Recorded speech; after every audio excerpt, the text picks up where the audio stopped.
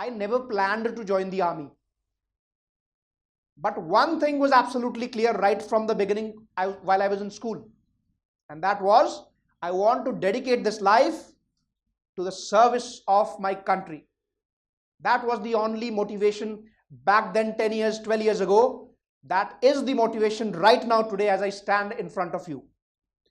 So in the third year of my college, as luck would have it, a team of army officers came to my college. There was an entry called University Entry Scheme. It has been now discontinued.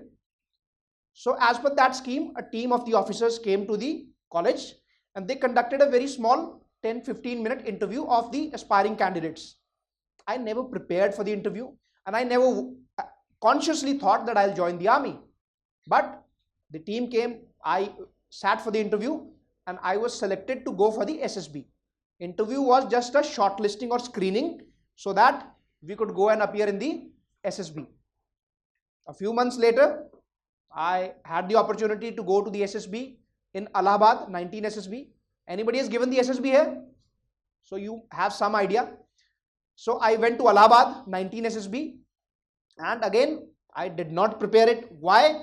Because as I told you in the beginning, SSB, personality test of the UPSC Civil Services, it is a test of what you are.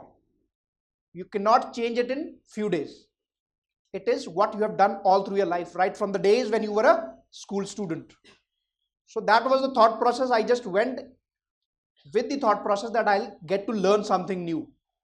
But I got selected in the SSB, and simultaneously I had written another examination for the Air Force, which is called the FCAT examination, which still happens. Anybody given that?